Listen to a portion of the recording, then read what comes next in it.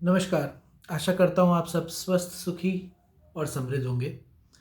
अ, असल में मैं आज वीडियो नहीं बनाना चाह रहा था, मैं चाह रहा था कि मैं लाइव जा सकूँ। अगर ये ऐसा हो पाता तो शायद ये मेरा पहला लाइव सेशन होता, क्योंकि लाइव के लिए 50 सब्सक्राइबर्स होने बहुत ज़रूरी हैं और मुझे बहुत ही खुशी के साथ ये कहने का मौका मिल रहा है कि फ़िलहाल के लिए मेरे यूट्यूब में 51 सब्सक्राइबर्स दिख रहे हैं। अब पता नहीं क्यों मैं लाइव नहीं जा सकता, पर फिर भी मैं अपनी तरफ से एक वीडियो ज़रूर डालूँगा। मैं अपने लाइव सेशन को असल में अब एक छोटे से वीडियो में तब्दील कर दूँगा। थोड़ा-सा तो ये रैंट जैसा लगेगा, क्योंकि लाइव में क्या होता है कि आप बाकायदा सीधा लोगों से बात कर सकते हैं और उसी उसी टॉपिक पे, उसी मुद्दे पे बात कर सकते हैं जिस पे शायद जो न्यूज़ में चल रहा होता है, आप भी उस पे कुछ बात करना चाहते हैं और लोग भी वापस आके कुछ ना कुछ चैट पे लिखते हैं, बहुत कुछ करते हैं। ख़ैर फ़िलहाल इस बात से हट जाते हैं और जिस मुद्दे पे मैं लाइव जाना चाह रहा था, तो वो शायद आप लोगों ने सुन लिया होगा। मैं करीब-करीब कल की खबर है ये। अजय बिसारिया जी, जो असल में भारत की तरफ से पाकिस्तान में हाई कमिश्नर की तरह पोजीशन में थे, उनकी असल में किताब बाहर आ गई। और अब आप सबको पता है कि जब भी कोई ब्यूरोक्रेसी में होता है, सरकारी नौकरी में होता है, उस टाइम पे तो सब चुप रहते हैं, कुछ नहीं बोलते। पर अजय बिसारिया की किताब ने भूकंप ले आई है। वो भूकंप भूकंप इस बात पे ले आई है कि इस किताब में ये लिखा है कि भारत किस हद तक जाने को राजी था अभिनंदन जी को वापस लाने के लिए।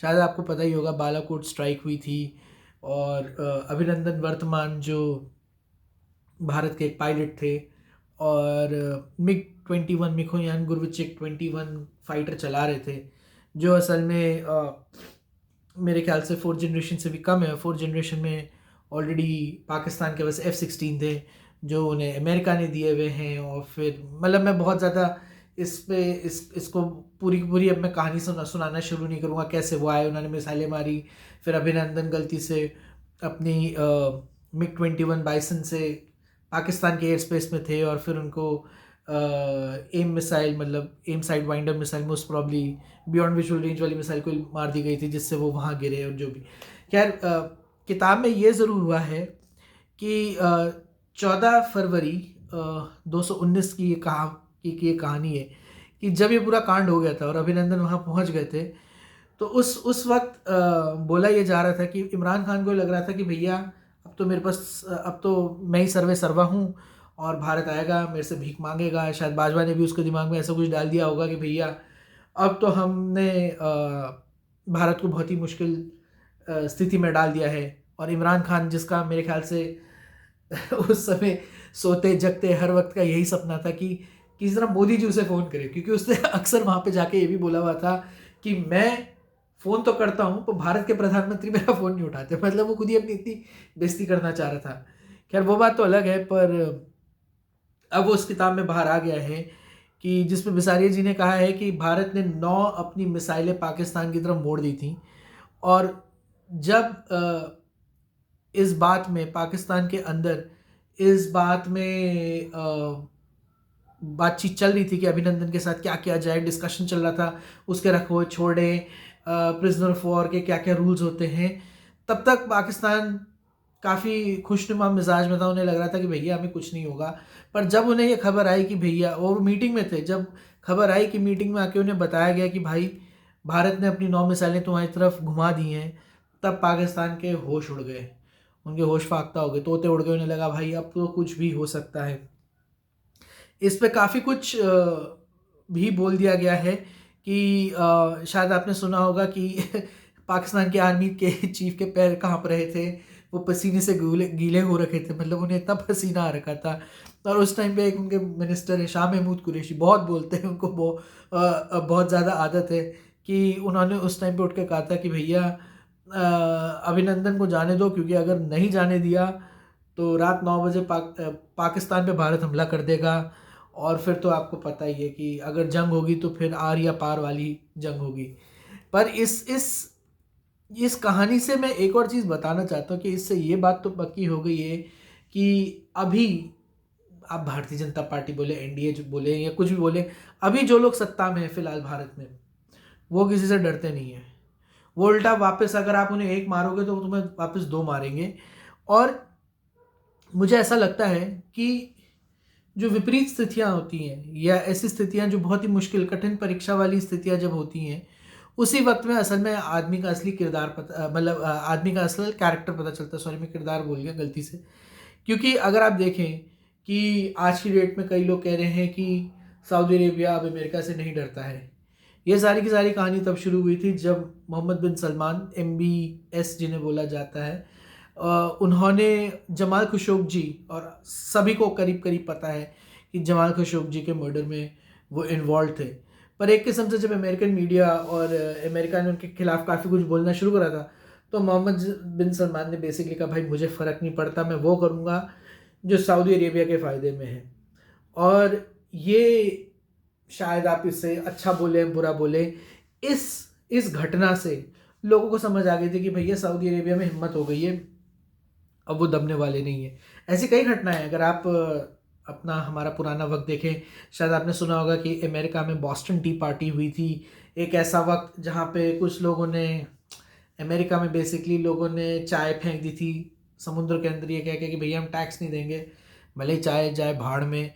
ऐसे और भी कई सारे आपने किस्से कहानियाँ सुनी होंगी कि जब चाइनीज़ जापानीज़ वॉर थी या जब कोरियन जापानीज़ वॉर थी, कैसे वहाँ पे कुछ कोरियन प्रिंसेस ने, कुछ कोरियन क्वींस ने जापानीज़ बेसिकली रूल के ख़िलाफ़ उन्होंने अपने अपने हिसाब से कहा था कि भाई हम इनकी नहीं सुनने वाले। और मेरे ख्याल से ये बहुत ज़रूरी होता है हर देश के लिए कि वो ये बोले कि भैया अब मेरे में इतना सेल्फ कॉन्फिडेंस है और मेरे को आपके वैलिडेशन की ज़रूरत नहीं है कि मैं वो करूँगा जो मुझे भाएगा। और इसी से अब मैं दूसरे टॉपिक पे जाना चाहता हूँ। शायद आज की डेट में अगर मैं बोलूँ, अब रात के करीब करीब 12 बज रहे हैं, कोई नई बात नहीं होगी अगर मैं बोलूँगा कि जिसको बोलते हैं ना, Congress party never loses an opportunity to lose an opportunity. Ram Janmabhoomi का सभी को पता है, निमंत्रण सरकार ने सभी को भेजा हुआ है। मेरे घर में भी एक निमंत्रण आया हुआ है और पता नहीं क्यों राहुल गांधी और सोनिया गांधी को ऐसा लगता है कि उन्हें इलेक्शन भी जीतना है और उन्हें राम जन्मभूमि जो अयोध्या में मंदिर बन रहा वहाँ नहीं जाना चाहिए। मतलब मैं इतना कह सकता हूँ कि आप सभी को पता है कि हमारे देश में करीब करीब 16% मुस्लिम वोट है। पहली बात तो पूरा का पूरा 16% कांग्रेस पार्टी को नहीं जाता, वो अलग अलग जगहों में बिगड़ जाता है। कांग्रेस पार्टी को अगर 10-12% भी जाता है उसमें, उस 10-12% के चक्कर में कांग्रेस पार्टी ने इतने सारे, मैं राम भक्तों की बात नहीं कर रहा हूँ, मैं कह रहा हूँ इतने सारे भारत में हिंदुओं को रिष्ट कर दिया है। और यही नहीं, कांग्रेस पार्टी ने एक ऐसा बेसिकली एक अगले 4 महीने मोदी जी ने जो अपनी स्पीच में बोलना है, कांग्रेस पार्टी ने उन्हें मसाला पकड़ा दिया। क्योंकि अब मोदी जी को जाके सिर्फ हर स्पीच में हर जगह यही बोलना है कि ये वही हैं जो राम के दुश्मन हैं, ये वही हैं जो हमारे देश को पनपना देखना नहीं चाहते, और ये वही हैं जो उधर आए नहीं थे मंदिर के निमंत्रण में। मुझे तो समझ नहीं आता कि राहुल गांधी के एडवाइज़र्स कौन हैं, कौन उन्हें ऐसी ऐसी ऐसी माशाल्लाह नसीहतें देते हैं। किसी ने, आपको पता ही होगा, कपिल सिब्बल ने एक बार उन्हें नसीहत दी थी कि भैया माफ़ी मत मांगना, तो उन्होंने कहा था मैं माफ़ी नहीं मांगूंगा क्योंकि मैं वीर सावरकर नहीं हूँ। और उसके चक्कर में राहुल गांधी को क्या क्या भुगतना पड़ गया। मेरे को लगता है ऐसी ही गलती राहुल गांधी ने इस बारी, मतलब राहुल गांधी तो क्या, कांग्रेस पार्टी ने, उनके पूरे थिंक टैंक ने कर डाली है और इसका बहुत बड़ा खामियाजा भुगतेंगे 2024 के इलेक्शन में। इस देश में 80% जनता हिंदू/सनातनी है और उस 80% में अगर आप लगा लीजिए 70% वोट भी बीजेपी को चला जाएगा तो करीब 56% बनता है। और 56% ये होगा और कम से कम 10% इंडिपेंडेंट वोट। कांग्रेस का इस बारी सफाया होने वाला है और इतनी बुरी तरीके से सफाया होगा कि कांग्रेस के पास, इसके ऊपर मैं एक वीडियो बनाऊंगा, कांग्रेस के पास सिर्फ और सिर्फ कर्नाटका और आंध्र प्रदेश, यही 2 राज्य होंगे जहां से पूरी कांग्रेस पार्टी को चलाने के लिए पैसा लिया जाएगा। तो कर्नाटका और आंध्र प्रदेश में अगर आप हैं, क्योंकि जीएचएमसी का इलेक्शन अब, मतलब जीएचएमसी की फंक्शनरी तो कांग्रेस के पास आ गई है, काम कुछ नहीं होने वाला।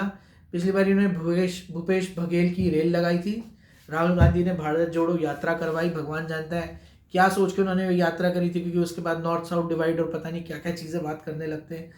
तो मेरे ख्याल से अब ये अंत आ चुका है, क्योंकि बोलते हैं ना विनाश काले विपरीत बुद्धि। तो कांग्रेस ऐसी कई सारी हरकतें करने लगी है जिससे कांग्रेस पार्टी का अब बचना बहुत ही ज़्यादा मुश्किल होगा। खैर फिलहाल के लिए ये 2 खबरें तो भारत से थीं। तीसरी खबर जिसको मैं असल में बहुत ही छोटे तरीके से कवर करना चाहता हूँ वो ये है, जो बड़ी सरप्राइजिंग है कि जो यूएस का मिलिट्री इंडस्ट्रियल कॉम्प्लेक्स है वो अभी भी शांत नहीं बैठा है। अब उन्होंने स्वीडन में ये शोर मचाना शुरू कर दिया है कि स्वीडन को जंग की तैयारी कर देनी चाहिए। ये कुछ नहीं होगा, बेसिकली ये चाहते हैं कि स्वीडन और भी ज़्यादा हथियार खरीद ले। स्वीडन जो एक काफ़ी अमीर मुल्क है पर ज़बरदस्ती, और रशिया ने कहा था कि अगर जितना नेटो का एक्सपेंशन होगा, जितना नेटो को बढ़ाया जाएगा, वो उतना गुस्सा होंगे, उतना उग्र होंगे और उन जाके देशों पे लड़ाई भी कर सकते हैं। तो मेरे ख्याल से कहते हैं ना कि विनाशकाले विपरीत बुद्धि जब होती है तो लोग अपना दिमाग चलाने लगते हैं। तो ऐसी बेवकूफ़ी अब इस दुनिया में और चल रही है, मतलब क्या ही बोला जाए। ठीक है, आशा करता हूँ ये छोटा सा वीडियो आपको पसंद आया होगा। असल में ये लाइव में होने वाला था, कर नहीं पाया। फिलहाल के लिए इस वीडियो को ज़रूर लाइक, शेयर और सब्सक्राइब करें, इससे मेरी बहुत मदद होती है। आपके कमेंट्स पढ़ के मुझे पता चलता है कि मैं क्या अगला नया कंटेंट बनाऊँ। मैं अगर मेरे और भी ज़्यादा सब्सक्राइबर्स बढ़ गए, जैसे कि अगर आप वीडियो को सब्सक्राइब करेंगे तो मैं लाइव और जल्दी जा पाऊँगा। धन्यवाद, अपना ख्याल रखना।